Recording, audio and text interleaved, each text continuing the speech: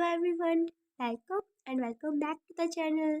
आज के इस वीडियो का टॉपिक है buyback of shares. Buyback of shares एक प्रोसेस है, ठीक है। ये कोई एक स्टेप या एक एक्शन नहीं है, ये एक पूरा एक प्रोसेस है जिस प्रोसेस में हम क्या करते हैं, कोई कंपनी अपने ही शेयर्स को खरीद लेती है। किन से? शेयर होल्डर से। अब वो उन शेयर होल्डर से वापस ही शेयर्स ले रही है तो एक्सचेंज में उसे कुछ देना पड़ेगा। तो एक्सचेंज में वो क्या देती है? कैश, यानी कि शेयर्स उनसे वापस लेकर अपने पास ही शेयर्स रख लेती है और उनको कैश दे देती है, ठीक है। और क्यों करती है, इसके बहुत सारे रीज़न हो सकते हैं। कंपनी के पास जो सरप्लस कैश इकट्ठा हो गया है, या फिर कंपनी अपनी कैपिटल को कम करना चाहती है तो ईपीएस को इंक्रीज करना चाहती है, कुछ भी रीज़न हो सकता है। तो इस तरीके से कंपनी शेयर्स वापस ले लेती है शेयर होल्डर से और कैश उन्हें दे देती है। अब क्योंकि पहले तो शेयर होल्डर का नाम लिखा होता है, तो शेयर होल्डर का नाम कैंसिल करना पड़ता है बाय बैक करने के बाद, यानी बाय बैक करने के बाद हमें शेयर्स को कैंसिल करना पड़ता है और उन्हें कैश देना पड़ता है। यूजली जो नॉर्मली हम करते हैं बाय बैक हायर प्राइस पर करते हैं। अगर हमने 10 रुपये का शेयर्स लिया है, जो शेयर्स 10 रुपये के थे पहले, तो उनको बढ़ाकर या तो 12 के या फिर 15 के ऐसे प्राइस बढ़ाकर उनका बायबैक होता है। उतने ही प्राइस पर बायबैक कभी भी नहीं होता, क्योंकि शेयर होल्डर्स किस लिए एग्री होंगे वापस से शेयर देने के लिए, ठीक है। अट्रैक्ट क्यों होंगे? वो हाई प्राइस को देखकर ही अट्रैक्ट होते हैं। अब क्या ऑब्जेक्टिव हो सकते हैं बायबैक करने के? इसको करते हैं सबसे पहला कि अगर हमारे पास एक्स्ट्रा कैश हो गया है तो उसे वापस करने के लिए शेयर होल्डर को, ठीक है। या फिर कंपनी की जो कैपिटल है वो ज़्यादा हो गई है, यानी ओवर कैपिटलाइजेशन की कंडीशन आ गई है, कैपिटल ज़्यादा हो गया डेट से, उसे कम करने के लिए, उसे ठीक करने के लिए, अर्निंग्स को इम्प्रूव करने के लिए, या फिर ईपीएस यानी अर्निंग पर शेयर जो इक्विटी शेयर होल्डर्स को मिलती है अर्निंग्स, उसको बढ़ाने के लिए। कैसे? एग्जाम्पल के थ्रू करते हैं। पहले किसी कंपनी की नेटवर्थ थी 10 लाख, ठीक है, बायबैक से पहले, और उसके शेयर्स थे 10 लाख, तो ईपीएस इस कंडीशन में था 1 रुपीज़ का, ओके, उनकी अर्निंग थी 1। अब अगर उन्होंने बायबैक कर लिया 5 लाख शेयर्स का, तो बायबैक करने से नेटवर्थ तो सेम के सेम रहेगी, लेकिन जो शेयर्स थे, जो नंबर ऑफ शेयर्स है, वो रिड्यूस होके 10 लाख से 5 लाख तक आ गया, जिससे ईपीएस उनका कितना हो गया? 2। तो इस तरीके से उनका ईपीएस है वो इंक्रीज हो गया है। तो इस तरीके से ईपीएस बढ़ाने के लिए भी बायबैक कर सकती है, ताकि कैपिटल कम हो जाएगी, कैपिटल कम हो जाएगी तो ईपीएस बढ़ जाएगा। या फिर अगर वो मार्केट में शेयर्स की वैल्यू को बढ़ाना चाहती है, इसलिए भी कर सकती है। अब बायबैक करने के लिए कुछ प्रोविजंस बताए गए हैं कंपनीज एक्ट में, कुछ सेक्शन दिए हुए हैं। सबसे इसके टोटल 4 सेक्शन है, 67, 68, 69 एंड 70। सबसे पहले करते हैं 67। 67 क्या कहता है कि कंपनी बायबैक कर ही नहीं सकती, यानी कि रेस्ट्रिक्शंस बताता है सेक्शन 67। क्या? कि कोई भी लिमिटेड कंपनी, चाहे वो शेयर से लिमिटेड है या फिर गारंटी से, वो बायबैक नहीं कर सकती है। कब तक? जब तक कि शेयर कैपिटल में रिडक्शन ना हो। यानी कि हमने पहले पढ़ा शेयर कैपिटल कम होएगी, तो कम होनी चाहिए ना। अगर इफेक्ट ही नहीं आया है शेयर कैपिटल पर, तो बायबैक करने के लिए अलाउ नहीं कर सकते हैं। सेकंड कंडीशन क्या? कि कोई भी पब्लिक कंपनी, ठीक है, कोई भी पब्लिक कंपनी हो, वो फाइनेंशियल असिस्ट नहीं कर सकती है किसी भी पर्सन को, लोन के थ्रू, गारंटी के थ्रू, सिक्योरिटी के थ्रू, डायरेक्टली या इनडायरेक्टली, कि तुम शेयर्स ले लो किसी कंपनी के, यानी पब्लिक कंपनी पर रेस्ट्रिक्शन है। ये कुछ कंडीशंस थी। अब सब सेक्शन 2 कहता है कि कंपनी बायबैक कर सकती है। कौन कौन सी? कोई बैंकिंग कंपनी है या फिर कोई कंपनी एम्प्लॉयज़ के वेलफेयर के लिए कोई स्कीम लेके आई है, ठीक है, तब कर सकती है।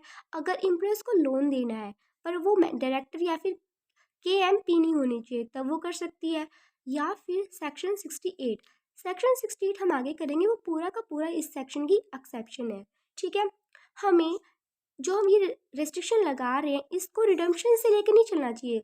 रिडम्पशन पर इसका कोई इफेक्ट नहीं पड़ेगा, ठीक है। रिडम्पशन हम कर सकते हैं आसानी से प्रेफरेंस शेयर्स का।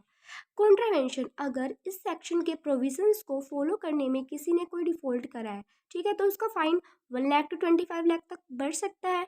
3 साल तक की जो उनको इम्प्रिजनमेंट भी हो सकती है, और कंपनी के लिए सिर्फ फाइन। अगर कोई ऑफिसर डिफॉल्ट करता है तो उसके लिए दोनों चीज़ें हो सकती हैं। अब सेक्शन 67 में हमने करी रेस्ट्रिक्शंस। 68 कहता है पावर, यानी कि पावर ऑफ बायबैक। मैंने हर एक सेक्शन की एक हेडिंग दी हुई है, ताकि इस मतलब पूरे सेक्शन का क्रक्स इस हेडिंग में है।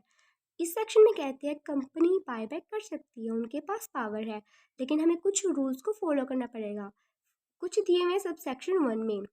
सबसेक्शन 1 में कुछ कंडीशंस है कि सबसे पहली बात तो आर्टिकल्स ऑफ एसोसिएशन ऑथराइज करे, इस चीज़ को अलो करे।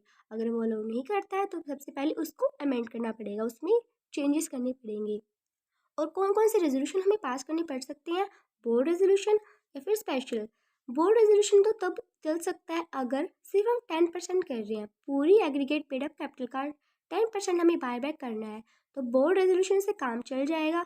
अदरवाइज अगर 25% तक कर रहे हैं तो हमें स्पेशल रेजोल्यूशन पास करना पड़ेगा। इक्विटी कैपिटल के इक्विटी जो शेयर कैपिटल है उसके केस में अगर टोटल पेड अप कैपिटल का 25% कर रहे हैं 1 साल के अंदर अंदर, ठीक है, तब वो सिर्फ 1 साल के अंदर हम 25% तक ही कर सकते हैं, इससे ज़्यादा हम नहीं कर सकते हैं। सारी सिक्योरिटीज फुली पेड अप होनी चाहिए। डेब्ट इक्विटी रेशो 2:1 ही होनी चाहिए, ना इससे ज़्यादा ना ही इससे कम। ये कुछ रेस्ट्रिक्शंस है, ठीक है। बायबैक हम कहाँ से कर सकते हैं और किससे कर सकते हैं? एग्जिस्टिंग शेयर होल्डर से ले सकते हैं वापस, ओपन मार्केट से, एम्प्लॉयज से, ठीक है। एक ही मेथड अप्लाई होना चाहिए, ऐसा नहीं कि कुछ हिस्से, सिर्फ एक ही मेथड हो सिंगल बायबैक करने के लिए, ठीक है। प्रोहिबिशंस यानी कुछ प्रोहिबिशंस है इस सेक्शन 68 में। क्या कि फर्दर हम बायबैक नहीं कर सकते, 1 साल तक का गैप होना चाहिए दूसरे बायबैक करने में। एक बायबैक अगर हमने अब करा है तो 1 साल तक का गैप हो दूसरा बायबैक करने के लिए। और वही सेम काइंड के हम शेयर्स इशू नहीं कर सकते, कब तक? 6 महीने तक, ठीक है। कम से कम 6 महीने का गैप होना चाहिए सेम काइंड के शेयर्स को इशू करने के लिए, लेकिन कुछ एक्सेप्शन ये दी हुई हैं, जैसे बोनस हो गए, वारंट्स हो गए, एम्प्लॉय स्टॉक ऑप्शन प्लान हो गए। ये था सब सेक्शन 1। अब सेक्शन 68 का ही सब सेक्शन 2 क्या कहता है? कौन से सोर्सेज से हम बायबैक कर सकते हैं? Free reserves, securities premium account, proceeds of fresh issue of securities, यानी कि हमने नई सिक्योरिटीज़ का इशू किया था, वहाँ से जो प्रोसीड्स आई है वहाँ से कर सकते हैं। ये 3 सोर्स हो गए बायबैक करने के, ठीक है। लेकिन वो सेम काइंड के शेयर्स नहीं होने चाहिए, जो हमने सिक्योरिटीज़ इशू करी वो सेम काइंड नहीं होनी चाहिए, यानी इक्विटी का इक्विटी वालों से नहीं होएगा, प्रेफरेंस वालों का प्रेफरेंस वालों से नहीं होएगा। इक्विटी का प्रेफरेंस से हो सकता है और प्रेफरेंस का इक्विटी से। अब सब सेक्शन 2 में कुछ कंडीशंस है क्या? नोटिस और एक्सप्लेनेटरी स्टेटमेंट्स देनी पड़ती हैं। नोटिस क्या? मीटिंग का, जिसमें स्पेशल रेजोल्यूशन हमें पास करना है उसका मीटिंग का नोटिस देना पड़ता है। और एक्सप्लेनेटरी स्टेटमेंट्स जो बताएंगी क्यों हम कर रहे हैं, मटेरियल फैक्ट्स, क्या ज़रूरत थी, कौन सी क्लास के कर रहे हैं, कितने अमाउंट के लिए कर रहे हैं, क्या टाइम लिमिट है, सब हमें बताना पड़ेगा एक्सप्लेनेटरी स्टेटमेंट्स में स्पेशल रेजोल्यूशन के साथ, ठीक है। और बायबैक है 1 साल के अंदर अंदर कंप्लीट हो जाना चाहिए जो रेजोल्यूशन हमने पास करा था। अगर हम नहीं कर पाए तो रीज़न देना पड़ेगा डायरेक्टर रिपोर्ट में। अगर हमें दूसरा बायबैक करना है उस रेजोल्यूशन से हम नहीं कर पाए और अगर हमें फिर वापस करना है बायबैक तो दूसरा लगाना पड़ेगा, ये नहीं कि उसी से काम चल जाएगा, अनदर स्पेशल रेजोल्यूशन हमें पास करना पड़ेगा। अब डिक्लेरेशन करनी पड़ती है कंपनी को रेजोल्यूशन, स्पेशल रेजोल्यूशन पास करने के बाद, लेकिन बायबैक करने से पहले किसको करनी पड़ती है? रजिस्ट्रार को करनी पड़ती है, और अगर कंपनी लिस्टेड है तो सेबी को करनी पड़ती है। क्यों करनी पड़ती है? उसे अश्योरिटी देनी पड़ती है कि कंपनी इंसॉल्वेंट नहीं होने वाली है, क्योंकि कंपनी बायबैक करने से उसकी जो फाइनेंशियल रिस्क है वो बढ़ता है, तो कहीं इंसॉल्वेंट ना हो जाए तो उसे अश्योरिटी देनी पड़ती है कि नहीं नहीं कंपनी इंसॉल्वेंट नहीं होगी, ये उसे डिक्लेरेशन देनी पड़ती है। कैंसिलेशन एंड एक्सटिंक्शन मतलब कि 7 दिन के अंदर अंदर, बायबैक करने के 7 दिन के अंदर अंदर फिजिकली शेयर्स को डिस्ट्रॉय भी करना पड़ता है। और कुछ रजिस्टर्स मेंटेन करने पड़ते हैं, जैसे कितने अमाउंट के लिए हुआ, कौन सी डेट थी कैंसिलेशन की और एक्सटेंशन की। रिटर्न फाइल करनी पड़ती है रजिस्ट्रार को और सेबी को अगर कंपनी लिस्टेड है 30 दिन के अंदर अंदर, बायबैक कंप्लीट होने के 30 दिन के अंदर अंदर। कॉन्ट्रीब्यूशन वही सेम है, 1 लाख टू 25 लाख तक का फाइन हो सकता है और इम्प्रिजनमेंट हो सकती है 3 साल तक की, ठीक है। अब सेक्शन 69 ये बहुत ज़्यादा इंपॉर्टेंट है, क्योंकि हमने कहा बायबैक करने से जो हमारी इक्विटी है वो कम होती है, ठीक है। इक्विटी कम हो रही है तो हमारे डेट बढ़ रहे हैं, कंपेरिजन में डेट बढ़ रहे हैं तो फाइनेंशियल रिस्क भी बढ़ने के चांसेस होते हैं। फाइनेंशियल रिस्क अगर बढ़ेगा तो कंपनी इंसॉल्वेंट हो सकती है, इंसॉल्वेंट हो जाएगी यानी लिक्विडेशन तक की जो कंडीशन है वो आ सकती है। तो उसके लिए कंपनी को ना रीपेमेंट ऑफ कैपिटल अश्योर करनी पड़ती है कि हमारे पास कैपिटल कम हो रही है लेकिन हम कहीं ना कहीं से उसे पूरा कर लेंगे, ये अश्योरिटी देनी पड़ती है। और CRR यानी कैपिटल रिडम्पशन रिजर्व बनाना पड़ता है, उसको हम देखते हैं। सेक्शन 69 में हम क्या करेंगे, रीपेमेंट ऑफ कैपिटल और CRR को क्रिएट करेंगे।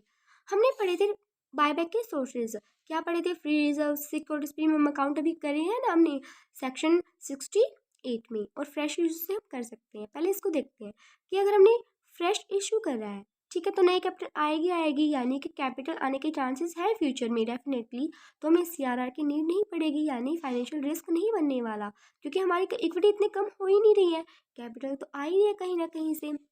लेकिन अगर हम फ्री रिजर्व से करते हैं या फिर सिक्योरिटीज प्रीमियम अकाउंट से करते हैं तो हमारी कैपिटल कम हो रही है, कैपिटल लैक होने की पॉसिबिलिटी है, फाइनेंशियल रिस्क होने की चांसेस है, इसीलिए कंपनी को फाइनेंस की नीड पड़ सकती है कैपिटल रीपेमेंट करने के लिए। अब ये पैसा आएगा कहाँ से, ये आएगा CRR से, यानी कि हमें कैपिटल रिडम्पशन रिजर्व एक बनाना पड़ता है। ये कैसे बनता है, जितना भी हमने बायबैक करा उसकी नॉमिनल वैल्यू को हम ट्रांसफ़र कर देते हैं CRR के अंदर और इसको बैलेंस शीट में भी डिस्क्लोज कर देते हैं। जो CRR का अमाउंट होएगा वो सिर्फ बोनस इशू के, जो fully paid up bonus shares हम इशू करते हैं उसके लिए यूज़ होगा। यानी कि सेक्शन 69 अश्योरिटी देता है कि कैपिटल की रिपेमेंट होके रहेगी और CRR हम क्रिएट कर सकते हैं ताकि कंपनी इंसॉल्वेंट ना हो जाए और फाइनेंशियल रिस्क ना बने उसका। फिर आता है लास्ट सेक्शन, सेक्शन 17। इसमें कुछ प्रोविजंस है, कुछ सर्टेन जो कंडीशंस है, सिचुएशंस है उसमें। सेक्शन 67 में तो रेस्ट्रिक्शन थी, यानी कंपनी कर ही नहीं सकती बायबैक। इसमें क्या है, कंपनी कर तो सकती है लेकिन कुछ सिचुएशन में वो नहीं कर सकती। कौन सी सिचुएशन में नहीं कर सकती है, no company can buy back its shares. अगर किसके थ्रू नहीं कर सकती, इन्वेस्टमेंट कंपनी के थ्रू, सब्सिडी कंपनी के थ्रू, या फिर अपनी ही सब्सिडी कंपनी के थ्रू वो नहीं कर सकती है, ठीक है। अगर उस कंपनी ने डिबेंचर्स की, डिपॉजिट्स की, डिविडेंड की, लोन की रीपेमेंट में डिफ़ॉल्ट किया है, ठीक है, या फिर प्रेफरेंस शेयर्स के रिडम्पशन में भी कोई डिफ़ॉल्ट किया है, तभी भी नहीं कर सकती है। अगर इस डिफ़ॉल्ट को 3 साल हो गए और उसने रेमेडी कर ली थी तब वो लाइबल है, तब हाँ वो कर सकती है, उससे पहले वो नहीं कर सकती है। और अगर उसने सेक्शन 92, 123, 127 और 129 को अच्छे से कंप्लाई नहीं करा तब भी वो बायबैक नहीं कर सकती है। ये हमने बायबैक करा, ठीक है, इसके चारों सेक्शन करे, सेक्शन 67, 68, 69, 70, और हमने उनकी हेडिंग बनाकर कि इस पूरे सेक्शन में क्या है उसकी हेडिंग से कवर किया उसके पूरे क्रक्स को। होप कि नोट्स हेल्पफुल ही हुए होंगे। अगर नोट्स हेल्पफुल है then please like and share the video with your friends, with your classmates, and also make sure to subscribe the channel. Thank you.